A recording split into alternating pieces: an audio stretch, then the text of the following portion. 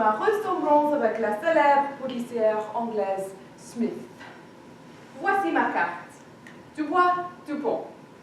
Femme de confiance et de méfiance, trouve la clé des énigmes et des contreforts, brouille les ménages ou les raccommodes à la demande. Prix modéré. Les raisons de ma présence ici sont mystérieuses, autant que mystérieuses. Mais vous les connaîtrez tout à l'heure. Je n'en dis pas plus. Je me tais. Motus.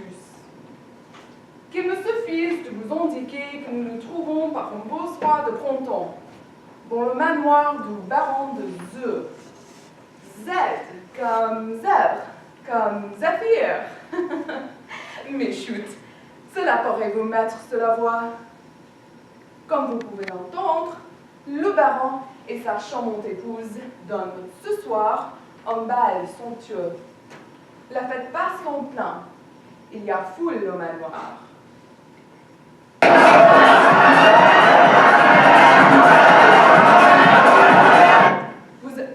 Vous avez entendu? C'est prodigieux. Le bruit du bal s'arrête net quand je parle. Quand je me tais, il reprend. Vous voyez? Vous entendez? Quand je me tais, ça recommence. Quand je commence à la sauter, c'est merveilleux. Mais assez causé. Je suis là pour accomplir une mission périlleuse. Quelqu'un sait qui je suis? Tous les autres ignorent mon identité. J'ai tellement d'identités différentes. C'est-à-dire que l'on me prend pour ce que je ne suis pas.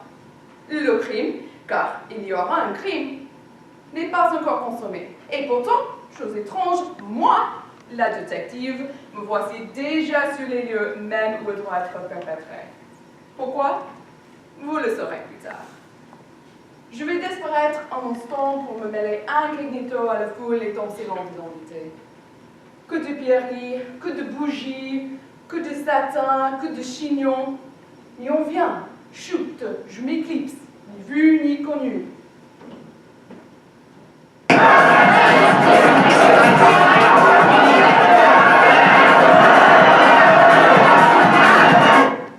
Je suis la ravissante Bérangère, la femme la plus semblée et la plus courtisée des environs. Admirez ma robe du soir. Cette étroite gaine de serpents goudronnés, ce faux buste en autruche africaine. Ce décrochez-moi ça en sapin de roche, ce corsage en lanoline crénelée. Et mes bijoux fémus dans toute la région. Mon collier de morilles flambées, ma grosse couturière au petit doigt, mon sautoir du corps à Louis XVI, et ces pizzicatis sur ma pimprenelle ne sont-ils pas le plus beau du monde? Voilà pourquoi je me désole d'être abandonnée par mon mari. Il ne pense qu'à la chasse. En été, pour suivre le plumier de marais, rester des ailes dans le bout, à l'affût du buvard sauvage. En automne, fausser la cheville à la Corse. Tels sont ses passe-temps préférés. Cependant, loin de mes amis de pension, moi, qui n'aime ni le jeu, ni la musique, ni la lecture, je m'ennuie et je languis dans ce grand manoir breton. Ou plutôt, je m'ennuyais lorsque le baron eut l'idée imprévue d'organiser ici même un bal. Un bal, lui, le chasseur, un bal dans ce domaine solitaire. C'était incroyable. Je suis encore toute éberluée et ravie, car il faut bien se rendre à l'évidence. C'est le plus beau soir de ma vie. Les fêtes basses sont pleines. Il y a foule au manoir. Vite, retournons dans la grande salle, nous occuper de nos invités. Dieu, que je m'amuse!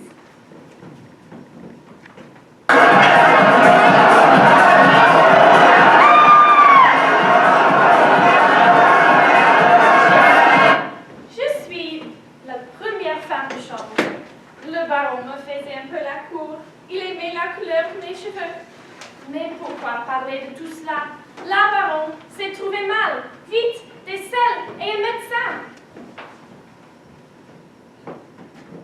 quel douille pour nous tous ça. Se peut-il qu'une pareille chose soit arrivée au soir de bal? Et moi, qui aimais tant, monsieur... Oh, j'ai oublié de vous dire que je suis le premier valet de chambre. Le premier, une place d'honneur.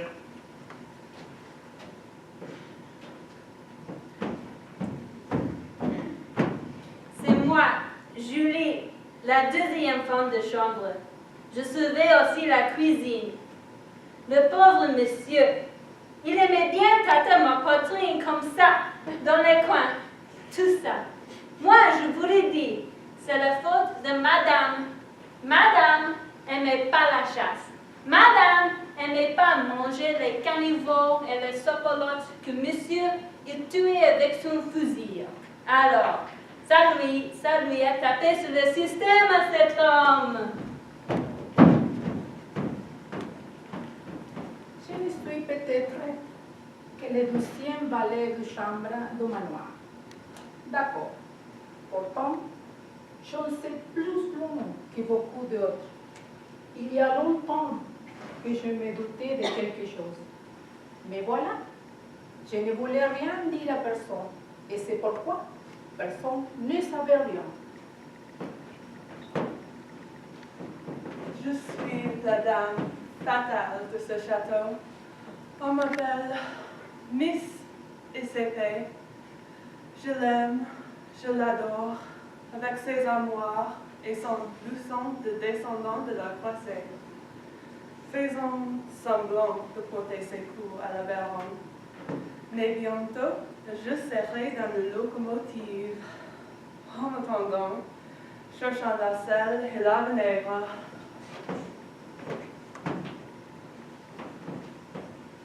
La trame se noue et le mystère s'épicie. Grâce à ma diabolique machination, la baronne a été informée en plein bal de la mort subite de son époux. Est-ce un crime? Est-ce un suicide? La foule et toncellant qui encombre encore les salles du manoir se le demandent avec angoisse. Écoutez. Crime? Suicide? Mais non, voyons! C'est impossible! Il s'est suicidé par le nom. Si, un suicide, un crime sûrement. Cherchons l'assassin! Cherchons l'assassin! Cherchons l'assassin! Parfait, parfait. L'affaire en bonne voie. Mais on vient, vite. Disparaissons dans les méandres poussiéreux de ce château dont nous connaissons les issues les plus secrètes. J'ai répandu la selle et la vinaigre dans le sein de la chambrière pour en chatouiller les naseaux de la baronne. Et j'ai pris l'indicatif des chemins de vapeur. Puisque le mort, il est exactement précis, je peux partir contente. Mon chéri ne fait pas longtemps le pied de mouton sur la crête de la station.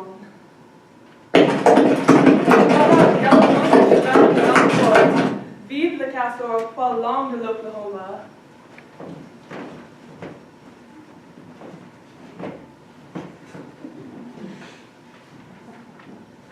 Cette demoiselle américaine a bien mauvais genre. Hélas, monsieur avait un faible pour elle. Elle venait toujours se flatter de lui. Quel cauchemar.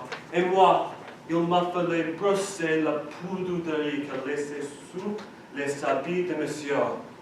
Dommage, on si gentil, monsieur.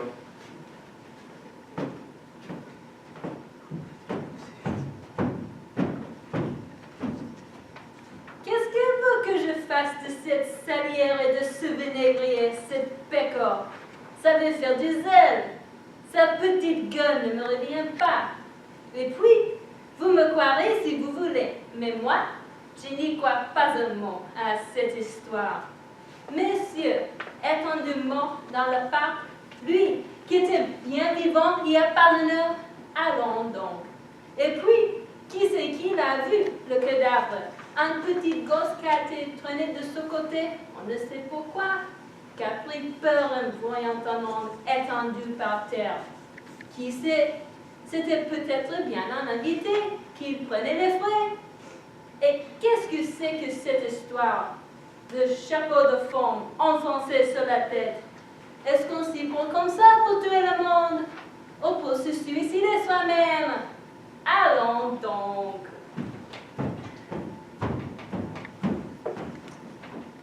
Je ne comprends rien à rien quand il n'y a rien. D'accord. Mais quand il y a quelque chose, alors je comprends. Seulement, vous croyez peut-être que je vous dirai ce que je sais? Eh bien, non. Je ne vous dirai rien. Rien de rien. Est-ce que j'ai rêvé? Pendant que je partais chercher le médecin, j'ai cru voir dans le corridor mal éclairé la silhouette de Monsieur le Baron, ou en tout cas quelqu'un qui lui ressemblait étrangement. Un homme en habit qui se glissait le long des murs et qui a semblé disparaître dans la tapisserie. Tout cela est à vous rendre fou. Quelle nuit, Seigneur, quelle nuit! Non, merci, laissez-moi, je vais mieux. Je veux rester seul un moment et réfléchir à ces étranges circonstances. Quelle soirée, quelle série de coups de théâtre, et comme un fragile bonheur étoffé de se fondre sur les mains cruelles du destin. À peine avais-je pris conscience de ma joie, au milieu de la foule brillante des invités. À peine avais-je fait un ou d'autres de base, et voici que l'atroce nouvelle m'était annoncée par la bouche d'un enfant innocent. Ah, tant que je vivrai, je me souviendrai de cette air de base. Crime, suicide, crime, suicide. Mais comment comprends-tu cela? À 10 heures, un enfant prétend avoir aperçu le corps inanimé de mon époux, gisant dans le parc, son chapeau haut de forme étrangement enfoncé sur sa tête, jusqu'au menton. À 10h05, lorsque tout le monde accorde sur les lieux de prétendu crime, le corps a disparu. Quoi qu'il en soit, mon mari n'a pas reparu au château. Mais qui donc aurait eu l'assassin? Lui, si riche et si confiant. Et pourquoi se serait-il suicidé? Lui, qui aimait tant chasser. D'autre part, dois-je me fier à la parole de l'enfant qui a pris peur? Ah, ces énigmes me tuent. Ma pauvre tête me fait mal.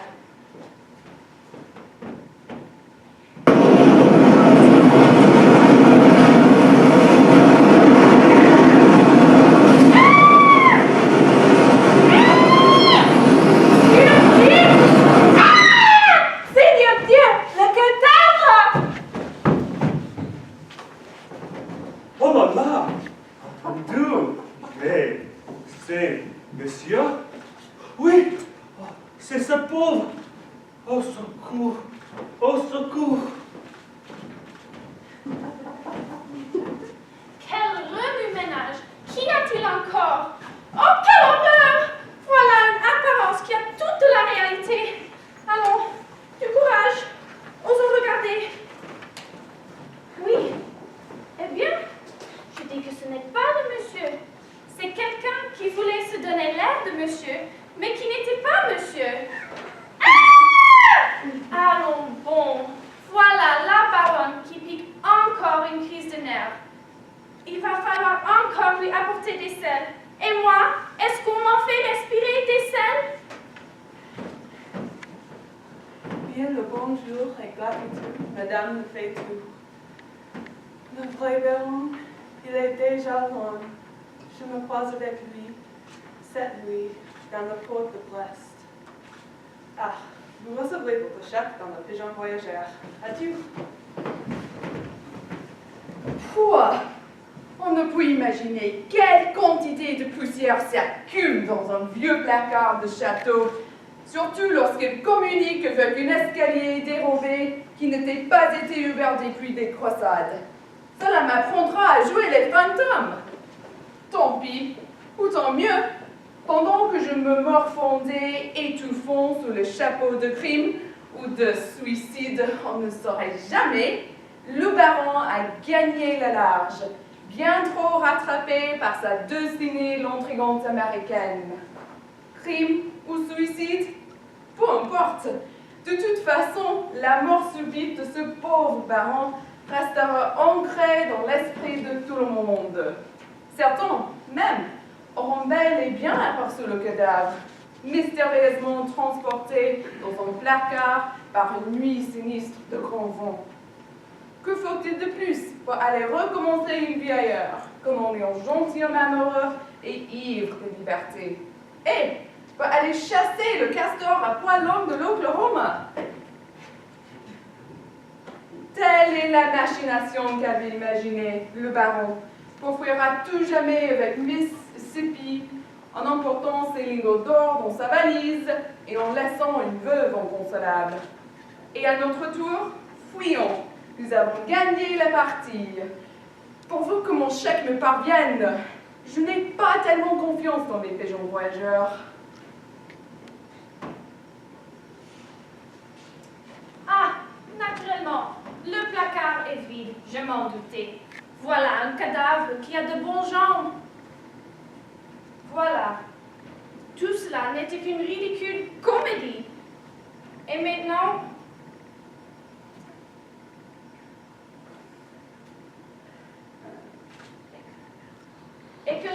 que la baronne est donc nigote d'avoir cru à tout cela.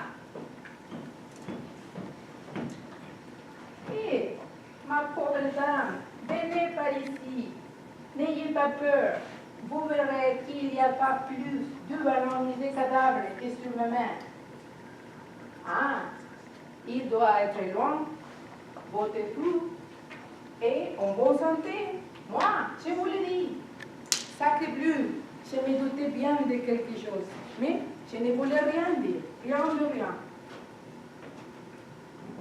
Tel fut mon séjour de bonheur, et la sombré pour toujours dans le mystère et la solitude. Hélas, toute ma vie je me souviendrai de ce soir de bal. Ce soir-là, il y avait foule au manoir.